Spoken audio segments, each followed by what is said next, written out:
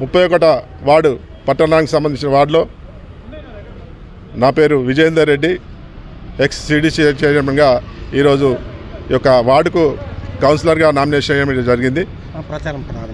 ఈరోజు ప్రచారం కూడా ప్రారంభించుకొని ఇంటింటి గడప గడపకెళ్ళి వాళ్ళ ఆశీర్వాదం తీసుకుంటా ఉన్నాం. ఎందుకంటే ఈరోజు సుమారు 2 సంవత్సరాలు అయింది గవర్నమెంట్ వచ్చి, ఎక్కడ కూడా తట్టెడు మట్టి వేసిన పరిస్థితి లేదు. అప్పుడు టీఆర్ఎస్ గవర్నమెంట్లు ఉన్నప్పుడే ఏదైతే 50-75 కోట్ల రూపాయలతోని వర్కులు చేసినామో అవే వర్కులు ఉన్నాయి. తర్వాత ఈ 2 సంవత్సరాల నుంచి ఎక్కడ పని జరగలేదు, రాష్ట్రం మొత్తంలో కూడా జరగలేదు. కాబట్టి ఈ యొక్క ప్రజలందరూ కూడా, ఈ యొక్క ఓటర్లందరూ కూడా గమనించి నా యొక్క అభ్యర్థిత్వాన్ని మీరు ఖరారు చేయాల్సిందిగా, గెలిపించాల్సిందిగా నేను కోరుతా ఉన్నాను. నా యొక్క కారు గుర్తుకు తప్పకుండా మీ అమూల్యమైన ఓటు వేసి ఈ యొక్క వార్డు యొక్క అభివృద్ధికి, పట్టణ అభివృద్ధికి తోడ్పాటు అందించాలని నేను కోరుతా ఉన్నాను.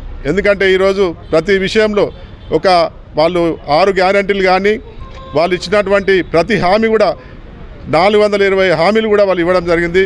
ఏ హామీ కూడా నెరవేర్చకుండా ఈరోజు వాళ్ళు కాలం గడుపుతుంటే తప్ప ఎక్కడ కూడా అభివృద్ధి అనేది జరగడం లేదు. కాబట్టి ప్రజలందరూ ఈరోజు వాళ్ళు ఆలోచించుకోవాలి. ఎందుకంటే ఓన్లీ ఉచిత బస్సు ఒకటే ఇచ్చి మిగతాన్ని కళ్యాణ లక్ష్మి ద్వారా ఏదైతే కేసీఆర్ గారు మొదలుపెట్టిరో దానికి తులం బంగారం దానికి తోడు చేస్తామన్నది అది కూడా ఇవ్వకుండా, మహిళలకు 2500 కూడా ఇప్పుడు కూడా మొండి చేయి చూపించారు. అదేవిధంగా ఆటో కార్మికులు కూడా వాళ్ళు మొండి చేయి చూపించారు. అదేవిధంగా స్కూటీలు ఇస్తామన్నారు, ఆ స్కూటీలో కూడా వాళ్ళు మొండి చేయి చూపించారు. అంటే మొండి చేయి చెప్పడానికే ఉంది కానీ ఈ యొక్క అభివృద్ధి కోసం వాళ్ళు తోడ్పడే విధంగా లేరు.